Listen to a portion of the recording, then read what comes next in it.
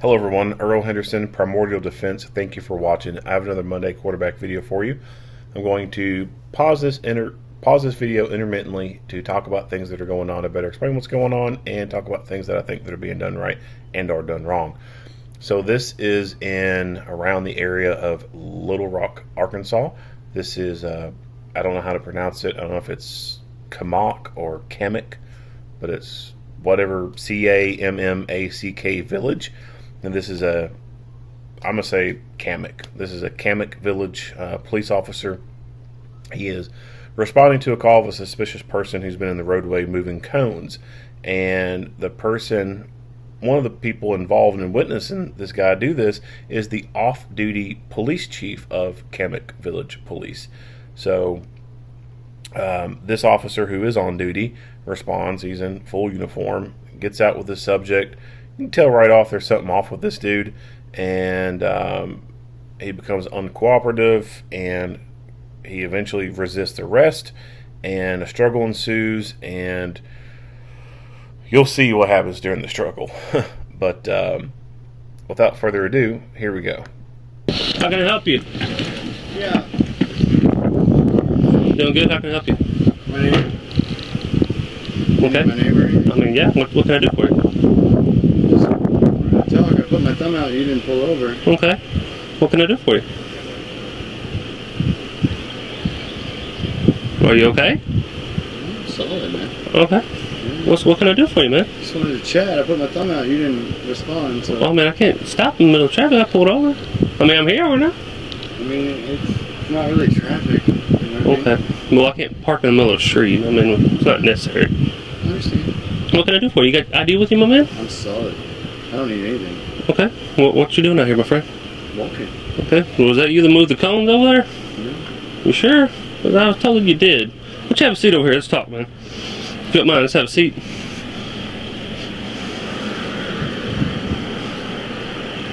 I need to see some ID, sir. Alright, so right off the bat, there's something going on with this guy. Like, that's not normal.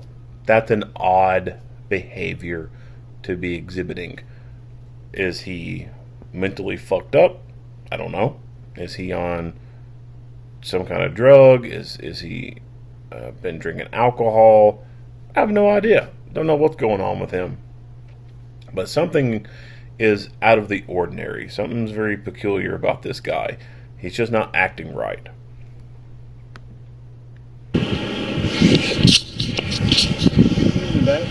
Come here. Come here. Come here. Turn around. Turn around. Don't do that. Turn around. Do not do this.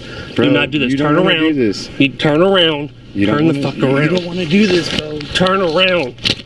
Turn around.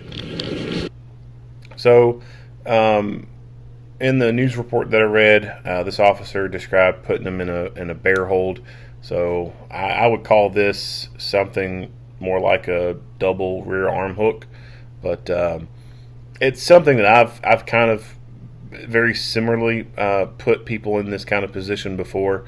It's obviously easier to do when you're a larger person. You have a wider torso and everything. It's just one of the benefits that come with, just being a bigger person. When you're like fucking 6'7", you can do some things physically that some people who are smaller cannot do. So I've done something similar to this to people, but I go in a little bit more and make it a little bit more of an aggressive hold. That way it's not so easy for them to get out.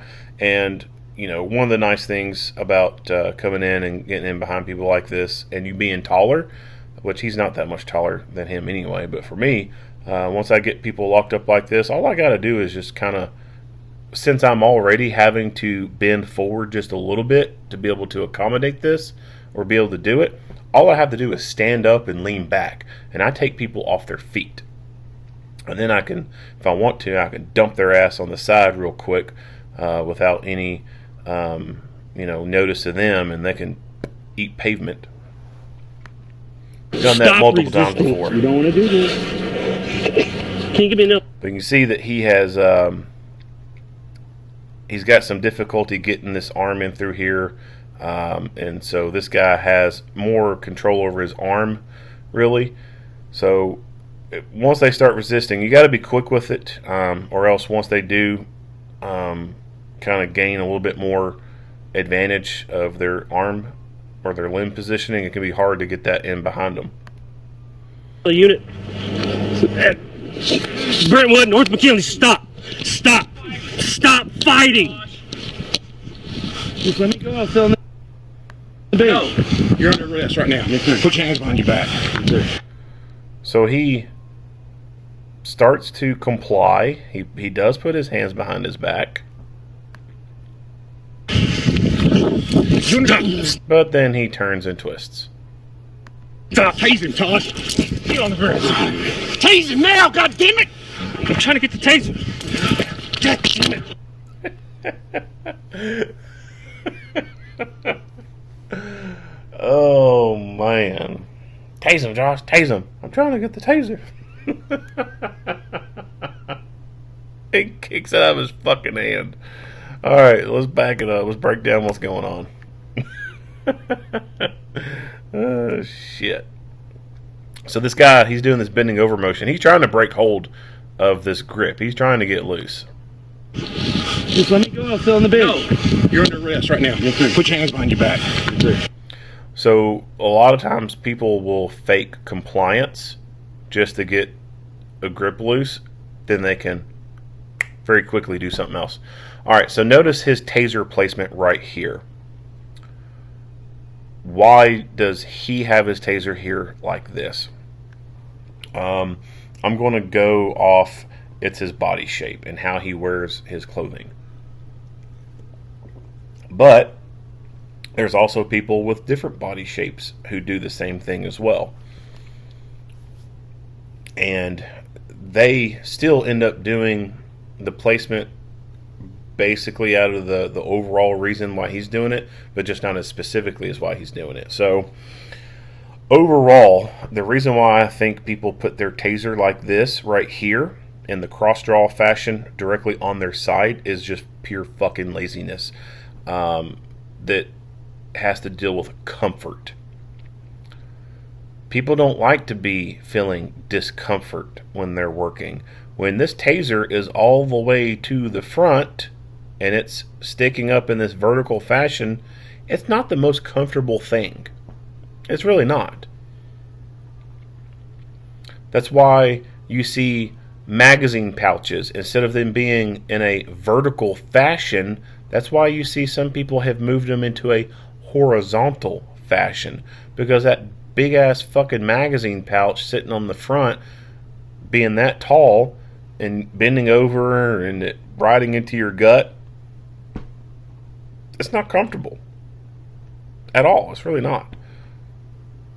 That I am convinced that is the only reason why horizontal magazine pouches fucking exist, is because people are being lazy and they don't like the discomfort of it and they just tilt it to the side, and it turns into a complacency thing. So if you're going to have a cross-drawn taser directly on your side like this, you need to get the appropriate holster and make it a straight draw from here. So he has a right hand, this holster is set up for a right-handed cross draw. So what he needs to do is he needs to get the left-handed cross draw holster. That way the handle of the taser will be pointed this way. And it would be like him carrying, like a cowboy carrying two guns on each side. He can whip out the pistol and he can whip out the taser. And he would be using his left hand to do a straight draw on this holster. I've seen people set their tasers up like that before, and I like it. I think that's the best way to have your taser if you're going to have it completely on your side like this. If you have it completely on your side like this, it should not be in the cross draw fashion. It's so much more difficult to reach around, get your finger on that little damn button, and then get the gun out. Deal with the suck. Yes, it's not fucking comfortable. Just fucking deal with it. Now him, particularly why he has it like this is because his body shape and style. So we see a belly and we see where his belt line is. Alright, so a lot of big guys wear their pants like that. I've got a little bit of belly on me too, but I'll wear my belt line a little bit higher. That way I don't run into this issue of things poking into my belly and it being super uncomfortable. So if he would have raised his belt line to about here, like that, he could carry that taser to the front and it not dig into his belly so much and do it a little bit more comfortably. But even then, still, being thinner or whatever and having that taser to the front, yeah, it's still not that comfortable because it's still in the front. Same reason why so many officers have taken their vertical mags and or mag holsters and have gone to the horizontal style ones, because it's just more comfortable. When you think about sitting in a car all day, like that shit, it fucking digs into you. It sucks. It does not feel comfortable. But this is life-saving equipment. If it feels uncomfortable, oh well, so fucking be it. Suck it up. The shit could end up saving your life. So for him, he just has poor taser holster placement. And the placement, he has poor setup. He has a right-handed draw holster on this taser that is completely on his left side. If he, like I said, if he would have chosen the other style holster to just make it a straight draw with his left arm, he could have very quickly and fluidly deployed taser on this guy, and this thing never would have gotten to what it got to. Or he could have done it, and it likely would not have gotten to where it did. Alright, moving forward. Stop tasing, Tosh. So he also has handcuffs in his hands from when he was reaching to his back to pull the cuffs out. So he's got cuffs in his right hand. Get on the ground. He's transitioning them over to his left. They're in his left hand now. We'll back it up so you can see the transition. Just let me go. I'm still in the bed. No, you're under arrest right now. Yes, sir. Put your hands behind your back. Yes, sir. Stop tasing, Tosh. I'm sorry. So he originally had them in his left hand here. Well, they came out of his right hand and went to his left, but they were predominantly in his left after they transferred. So they're right there. Tasing now, goddammit! I'm trying to get the taser. Moves it. He's still got cuffs in his hand. He's still trying to hold it. I'm trying to get the taser. He does end up dropping the cuffs to the ground. We'll see this again so you see it more fluid. Get on the ground. Tasing now, goddammit! I'm trying to get the taser. Goddammit, fucker. I'm trying to get the taser. Goddammit, fucker. So he ends up firing the fucking taser. It shoots in the air. I guess he thought, it's party time. Let's shoot some fucking aphid tags in the air like they're confetti.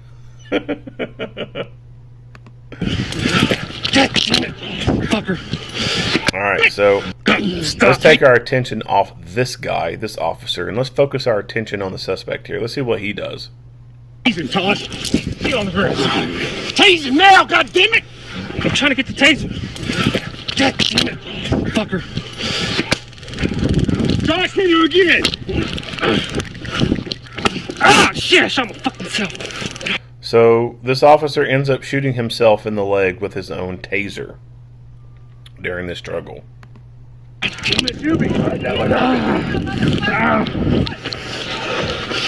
Alright, so when I talk about chokeholds, this is what I'm talking about. This is why chokeholds have gotten such a bad reputation, is improper execution of it. He has more of his forearm. He's got more of his forearm into this guy's throat. Fuck down! Back it up. Taser now, goddammit! I'm trying to get the taser. Goddammit, fucker. Josh, hit you again! Ah, shit, I shot my fucking self.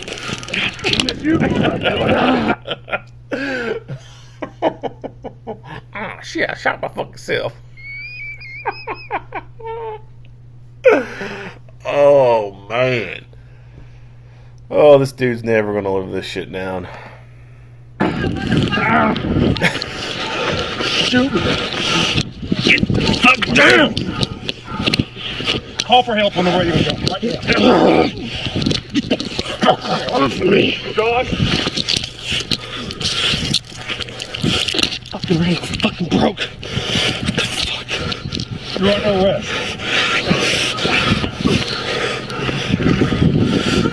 I'll beat your ass, motherfucker! Josh, get on the radio. Call for help. Broke. Give me your handcuffs right now. So he's talking about his radio broke. So I don't know how his radio broke. Get the fuck down! Call for help on the radio. Right now. Get the fuck off me! Josh. Fucking radio fucking broke. What the fuck? You're under arrest. I'll beat your ass, motherfucker! Josh, get on the radio. Call for help. Broke. Give me your handcuffs right now. Shit! You're under arrest. I didn't do shit! Josh, put a fucking handcuff on. I'm trying to get I you. didn't do shit, motherfucker! Offer me assistance. Offer me assistance. Not done, let me go! That's done! Here. Go! Alright, sucker. You're about to die. Let me go. Big old boy, ain't you? Huh?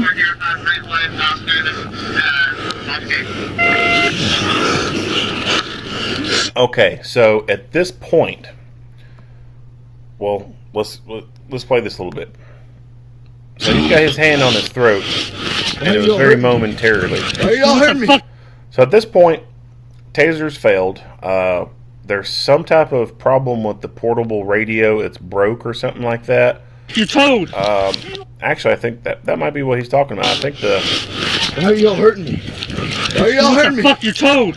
it looks like the remote mic may have ripped out of the radio itself. I'm not really sure what's going on with it. Stop. But at this Stop. point, Stop. with all that's going on, I think the force could be escalated. At this point, I think I would have chosen the gun with closed fist and just start punching this dude in the fucking face until he started to comply. You're hurting me! Stop. Help me! Stop. Help! Stop. Help me! Stop. We are trying to fucking help you. Stop. Help me! Help! Stop. Sir, help me! I didn't do anything wrong! Josh, get on the radio. I did not! I swear We to got it God! on the way. Radio and call for help. We got it on the way. I swear to God, I didn't! Settle down, son! I didn't do anything wrong! Settle down, son! Settle down! Settle down! Get on the fucking radio. Cammack 201, we need assistance. I'm not gonna help you. Alright, get me out of this. Settle down. No, we need assistance. Settle down. Brentwood McKinley. 1033 on the radio, Brentwood, North McKinley. You're gonna be fucking hurt real bad here in a minute. Josh, I got. Also, another option at this point, pepper spray. I think that people have forgot about pepper spray. This could be a good opportunity to light this dude up a little bit with some good OC. I'm on the get over here. Get on the fucking ground. Grab his shoulder. Also, at this point, you can see, I'll back it up, look in this corner, you'll see a baton.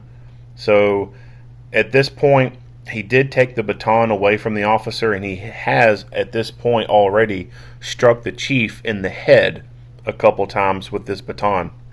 And I failed to mention that, and that was one of the reasons why I said at this point, just start going close fist, start punching him straight in the fucking face. This dude now has a deadly physical weapon. He has a baton. He could fuck some shit up with that. Technically, lethal force could be utilized at this point. But with the circumstances what they are, I think, the most reasonable thing to do is go close fist. Start doing heavy fucking decentralizing tactics. Rock this dude's fucking world.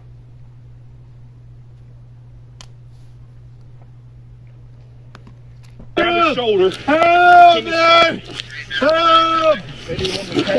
Hold his leg down. No, there is no fucking... Help me! Get up. Emergency! Yes, I need to stand against my will. 5235.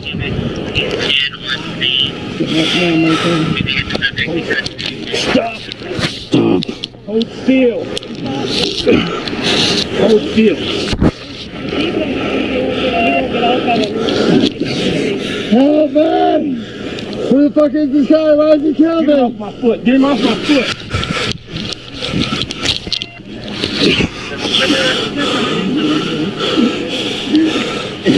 Oh my God. I got him on the radio. They're on the way. I got his legs. We got his leg. I need more people on this way. Help me! Help!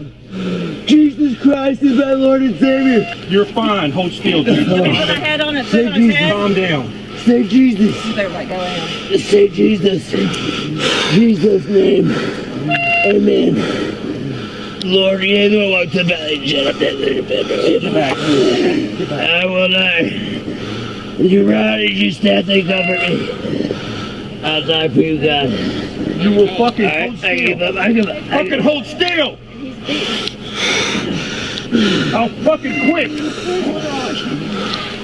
No, he's not subdued. There's three guys holding him down, and he's Hold still. half and he's holding he's behind his shirt and his neck. He's got one cup. When are y'all gonna be available to be here? Hold still, motherfucker. Stop it. Quit. Get back. Get back.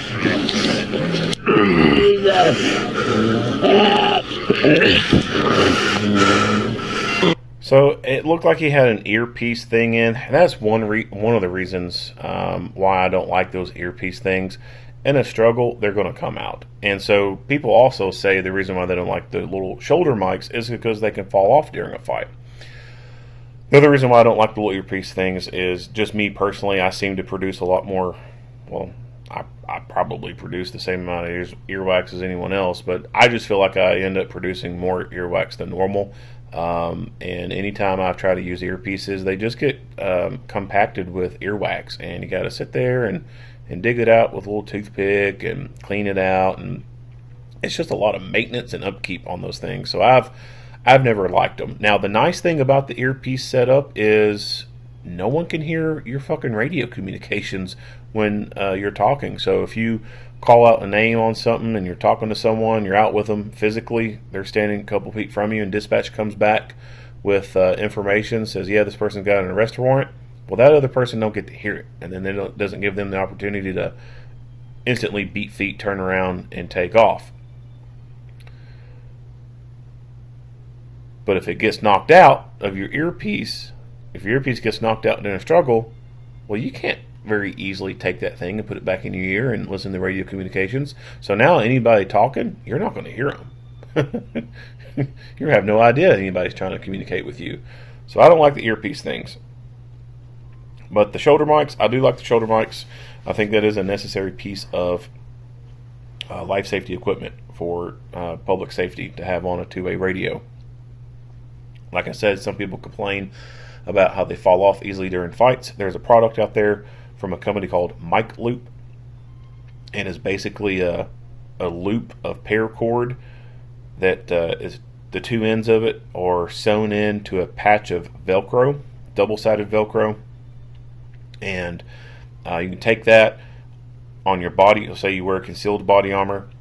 You put your body armor on, and the strap that goes around your belly, you just take that thing, stick it down there, and then throw that strap over top of it, so it's basically sandwiched in between the strap and the vest. And then that loop, it's a few inches long. You just have that loop go upwards, come out between the buttons of your shirt, and then you can take that loop, do a double loop kind of thing on it, and put the clip through it, or you can run the entire microphone piece of that remote mic through that loop and basically girth hitch it in place, and then clip it to your shirt. And if it happens to knock loose off your shirt, well, that cord is going to keep it in place where it's at, and it's not going to go falling, dangling off to your side.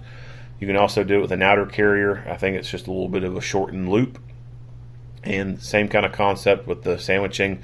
So the front of your vest, if you have a panel on the front, you can just peel that panel back as far as Velcro goes, slap that thing down, put that panel back over top of it so it's sandwiched in between the panel and the vest, and you got a little loop right there. And same concept, you just take the mic and you can either put it through there, girth hitch it in so that the cord itself is girth hitched in, or you can do that little twisty loop thing that they show in the videos and have the clip on there, and you can hit it, smack it from any angle, and it's not going to go anywhere. It's going to stay right there in that same spot. You can also kind of do your own, get some paracord, or you can buy a shock cord. Some people try to use hair ties and do the same thing. I wouldn't recommend using hair ties, since hair ties can break pretty easily.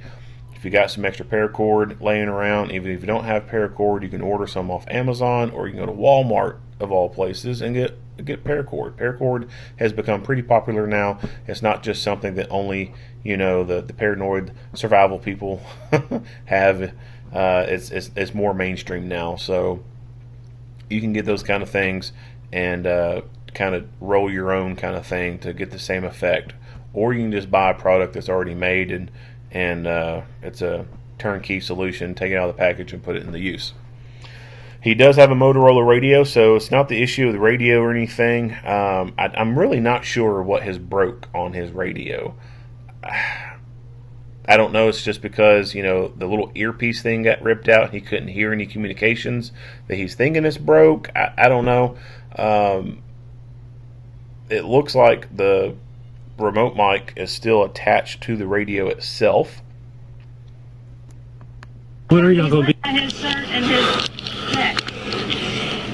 He's got one cover. When are y'all gonna be available to be here? Hold still, motherfucker. Stop it. Quit! Get back! Get back!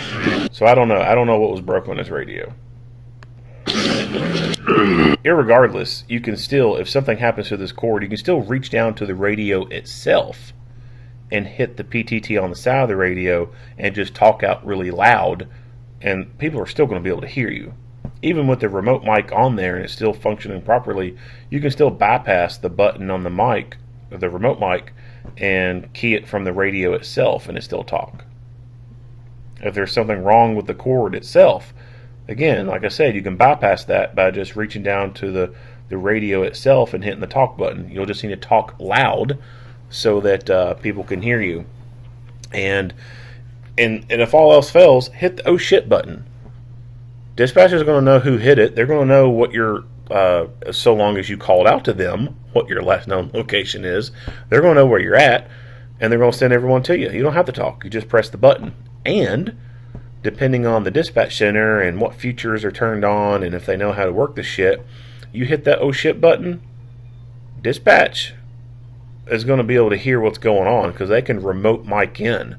There's a feature that can be turned on within these systems. You hit that oh shit button, not only does it send the tone out and give you priority on the net, but it also hot mics your microphone for, you can set the time on it, but I think the default is like 10 seconds, but you can have it hot mic'd for 15, 20 seconds or something like that, even longer I think, but you can hit that oh shit button. Like I said, it sends out the tone, gives you priority on that channel. Anyone else trying to talk gets knocked off, and it hot mics your microphone. I mean, you ain't got to press a damn thing. It just turns the microphone on, and then dispatch can hear what's going on in the background. And if you know that this thing's turned on and you hit that oh shit button, you know you got 15 seconds to start talking out loud and say what you need to say while keeping both hands on the gun, keeping both hands on the person, whatever, and dispatch is most likely going to be able to hear it. And then if dispatch wanted to, they could continue to hot mic that radio to see what's going on,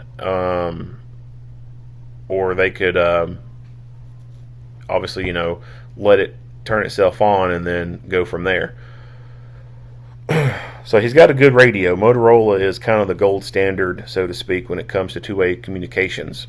I mean, they've got, I would say, the majority of public safety agencies out there using their equipment. So I don't know why he couldn't talk on the portable. I would like to know more about that, but obviously there's no details there.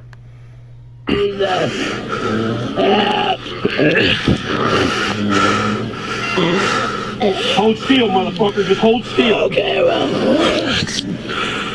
Stop! Fucking stop! Hold still. You're gonna be alright if you just hold still.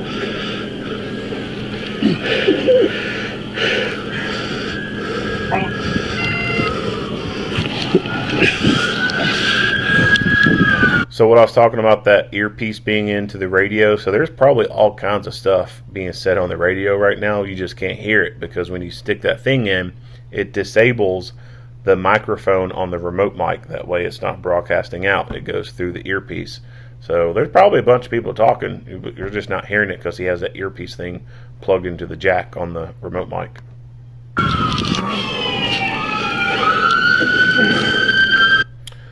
So check out his hand, the forearm area. Hold on, I'll pull it away. He's got a lot of goosebumps there, so that's something that occurs during fight or flight syndrome. So we can obviously tell that his body is going through those effects with all the goosebumps that's on his body.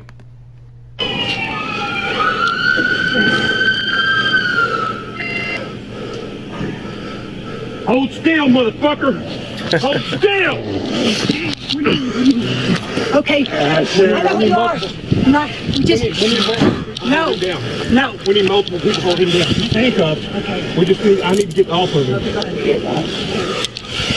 Can't help here before. Help me.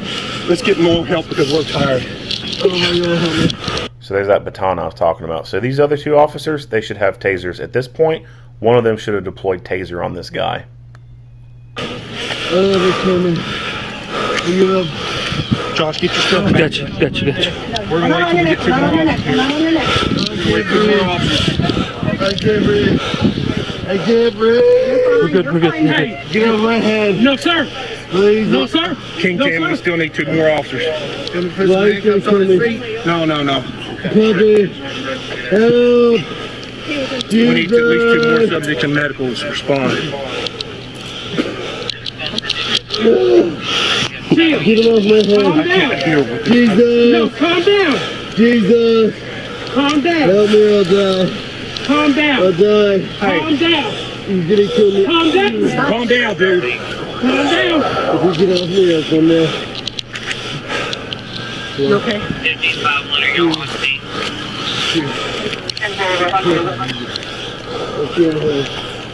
Go to my Tahoe, and in the door panel there's some leg shackles. They're long leg shackles. They may be in the passenger side door. Quit. Just Get him off my head.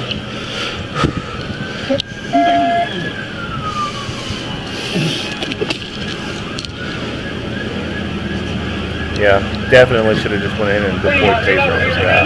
There's no sense in struggling like this. You guys will get his legs.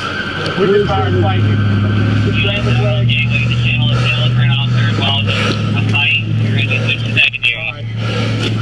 I'm getting off. Y'all got him? Yeah, we got him.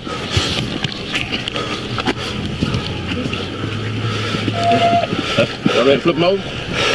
See, this guy's got the idea. He's got that taser out and ready to rock.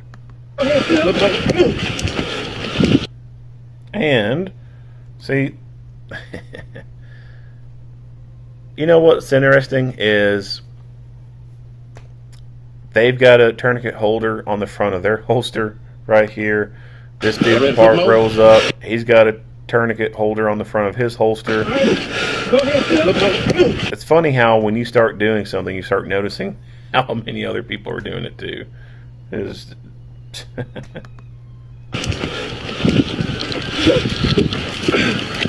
Stop! Make a handcuff key. Listen to me. Listen to me. Come off this ground. It's all like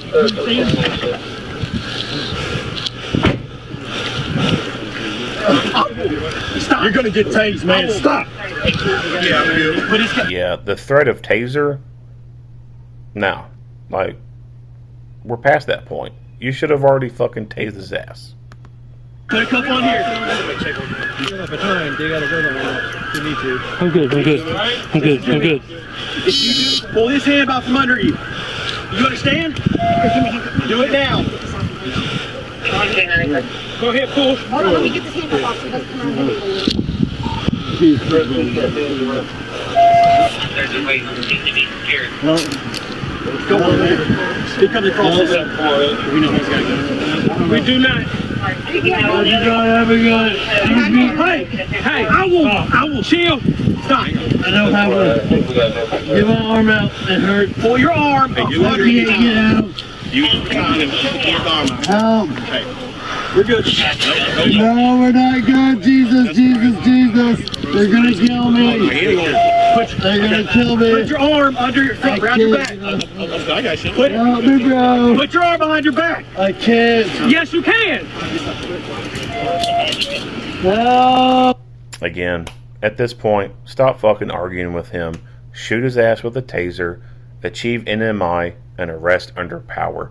So, in this kind of excuse me, in this kind of scenario right here where they're refusing to do what you're wanting them to do, shoot them with the fucking taser. Do a close proximity fire into their body. Yes, the probes are going to be super close to each other, and that's not going to achieve NMI, but once you fire those two probes, close proximity into them, let's say you fire two probes into their back, then you take the gun itself, and you ram the gun, the end of it, where the wires are coming out, into another part of their body, and press in.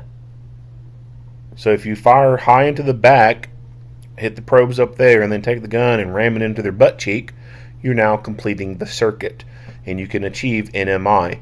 Once you achieve NMI, they can't control their limbs anymore. They can't control the muscles to resist you. They can't. They just physically cannot do it. Once you achieve NMI, pull their damn arms behind their back and cuff them up while they're under the cycle of the taser. This is covered in taser training, but because taser training is a little bit unrealistic due to the fact the cartridges cost so fucking much, and you can't fire, most places cannot fire that many during training evolutions, no one gets to go through good enough reality-based scenarios to understand this concept. I've done it before. I like it. It's one of my preferred ways of doing it. Once someone's on the ground, you're trying to get them in cuffs and everything, just fucking pop them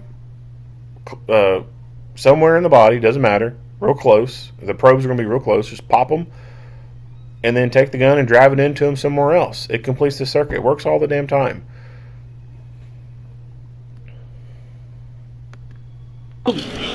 Jesus loves me.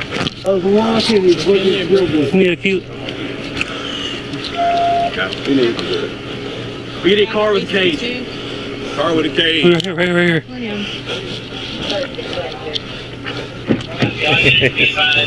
Put him in my car. Let go of the cup.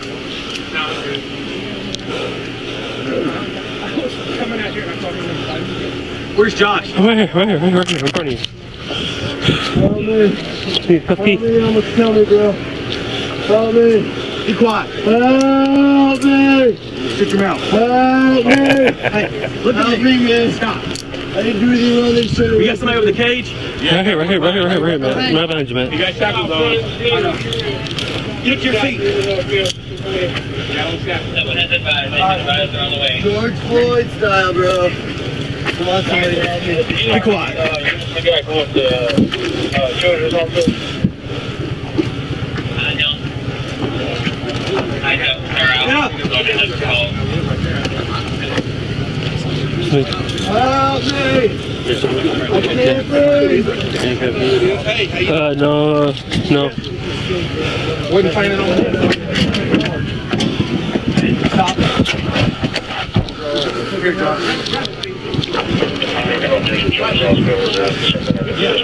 Stop. We had a drowning and their ambulance is en route, but they have a child next to the van.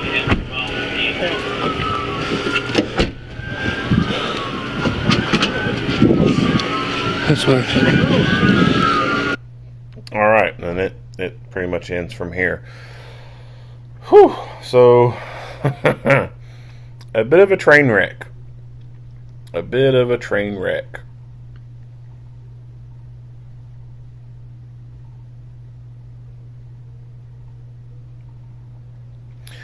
If you have never rolled on the ground with someone trying to gain control of them, it is exhausting. And so, you know, he did make a good point when saying, hey, get more people here. We're tired. Yeah, like you roll around with someone long enough, it fucking sucks. Man, it sucks. It will take it out of you. It really will. So, see if I can get the pause. Let's get more help because we're tired. Here. Oh, well. The chief is missing. Let's get more help because we're tired. So he's got like sandals or flip-flops on. One of them fell off during the confrontation. The other is still on him. He has come up to help in an off-duty capacity, and his attire, although he's got shorts and a t-shirt on, nothing wrong with that, his footwear. So when you think about your footwear when you are not working, or even if you don't do this or security, you're just a regular person, you need to think about your footwear and how it's going to hold up in a fight. And this is one of the reasons why I very rarely wear flip-flops. And this is also one of the reasons why in jails they make the inmates wear flip-flops all the time.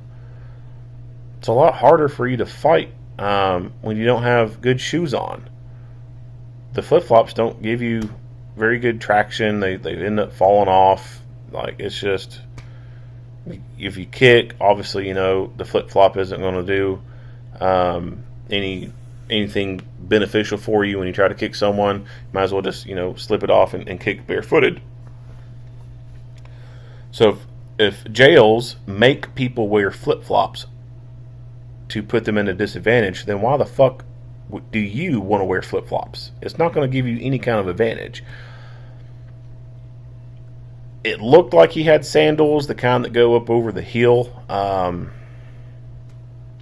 mean, I don't know the style that he was wearing. He could have had a good style, just had the straps a little bit loose. But that, to me, is not the ideal footwear. A shoe or a low-top boot is the most preferred footwear for this line of work, or an actual boot itself, because those are less likely to come off during a fight. And you could fight barefooted. I mean, you could do it, but it's nicer if you have footwear on, especially when you're in an environment that is not a dojo. So like martial artists do stuff barefoot all the time. But the primary reason behind that is because the floors they walk on are padded floors, and they don't want people taking their dirty shoes from the public and walking across these padded floors and putting scuff marks on them or potentially damaging these padded floors. It's a lot harder for a barefooted person to damage a padded floor. But they still do all their stuff barefooted, right? You still kick barefooted, etc. MMA fighters, they go in there barefooted. You can fight barefooted, but it's nicer if you have shoes on, especially in an uncontrolled environment. MMA fighters are in a cage. It's a smooth surface all around. It's caged in. There isn't any fucking broken glass here in the grass near this little park area. There isn't a fucking nail sticking up. There isn't, whatever laying out here in this grass for you to be stepping on. This fight could go over into the blacktop. If it's summer, midday, that blacktop's going to be hot as fuck. And if you're out there barefoot, you're getting burns on the bottom of your feet. So if you plan on being prepared, have a good choice in footwear. And if you're going to get good sandal style footwear, spend the money and get good sandals, good hiking style sandals. There's hiking style sandals that people can get. I don't know the good brands because I'm just not a sandal flip-flop kind of person, but there are some good brands that you can get out there that will stay on your feet better. So you got to think, if someone's going to be hiking through the backcountry, those are probably going to be the ones that stay on a little bit better because you're walking on rough terrain. So spend the money, get that good footwear. That way, if you do have to end up fighting, at least those things are going to stay on, and you're going to be a more effective fighter in an uncontrolled environment where there could be, broken glass and stuff like that. Our feet are pretty sensitive, and unless you're raised barefooted for most of your childhood and continued to go barefoot a lot throughout your young adolescence and adulthood, you're not going to have the toughened skin on the bottom of your feet to withstand things like a fucking pebble or gravel out here. Most people's bottoms of their feet are pretty soft and they're pretty tender. So even for scuba diving, that's why I don't like normal scuba shoes because they're so damn thin-soled. You feel everything through them. I like river boots. It's basically a freaking boot with a big-ass boot tread on the bottom like any normal boot, but it's a neoprene bootie. I like that so that if I'm on the riverbank or whatever, or wherever I'm at, and there's some rock or gravel or something right there, then I'm not hurting my feet when I walk across that because I got a good thick tread on the bottom of that boot. A normal dive bootie, just a thin tread that is meant just to be worn with fins. Hell no, that shit hurts. I learned my lesson a long time ago. Those things suck.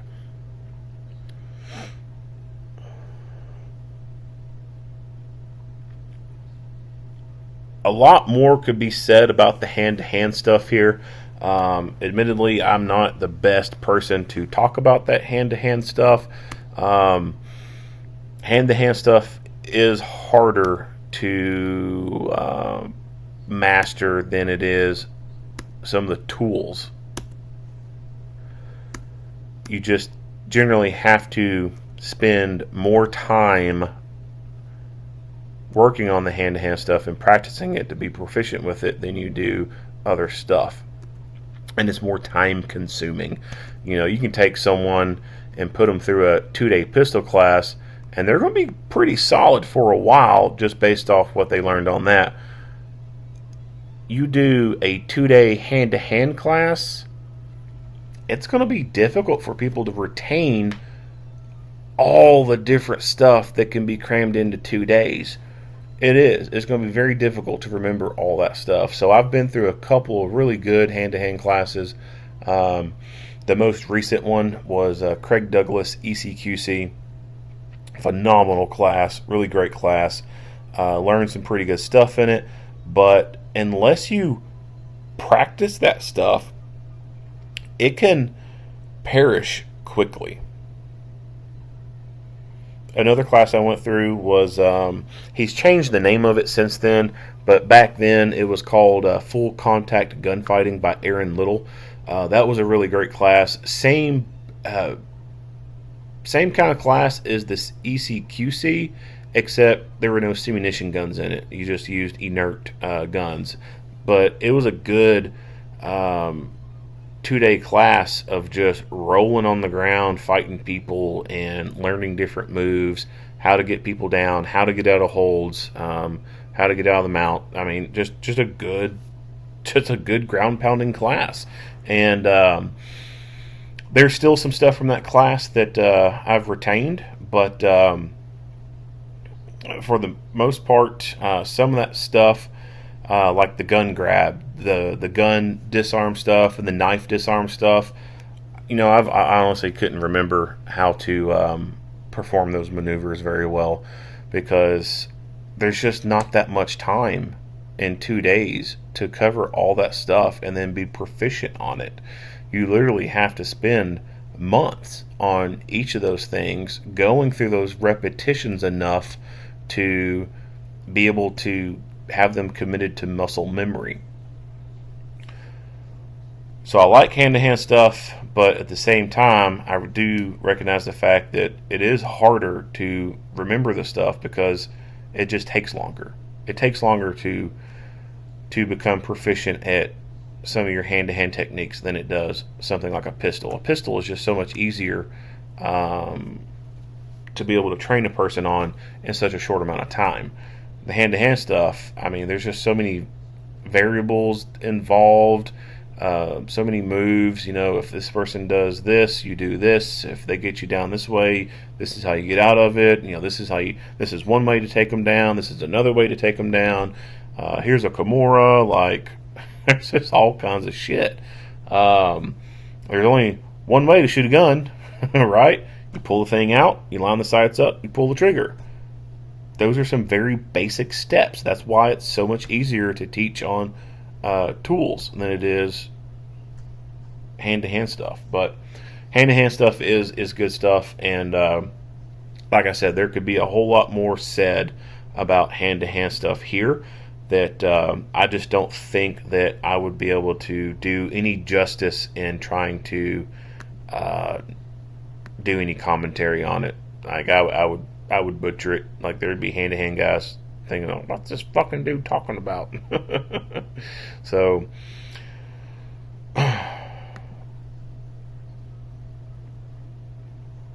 not much else to say about this video. If you like what you hear and see, go ahead and give me a like and a share. If you have not already, hit that subscribe button and stay tuned for more Monday quarterback videos. Earl Henderson, Primordial Defense, thank you for watching.